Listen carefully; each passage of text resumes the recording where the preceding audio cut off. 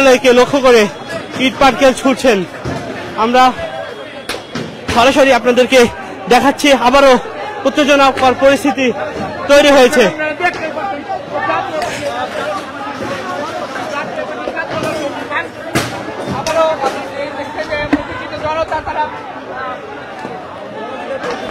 দর্শক, এখানে পুলিশের যেই মানব ঢাল ছিল সেটাকে দুর্ভেদ করে, অর্থাৎ অনেক নেতাকর্মী এখানে চলে এসে তারা কিন্তু জাতীয় পার্টির কার্যালয়ে লক্ষ্য করে হামলা করছে, ভাঙচুর করছে।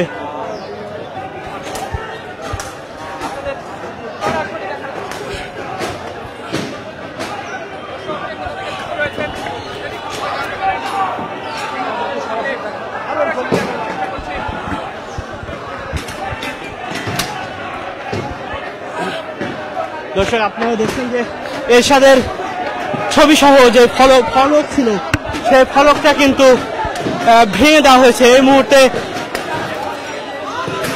ভবনের যেই জানালা রয়েছে সেই জানালায় কিন্তু ভেঙে দেওয়া হচ্ছে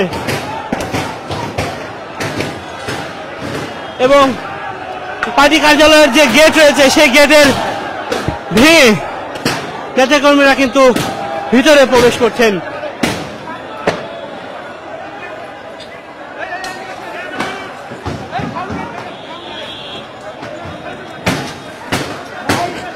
দর্শক, আমরা পুলিশ এই পরিস্থিতিতে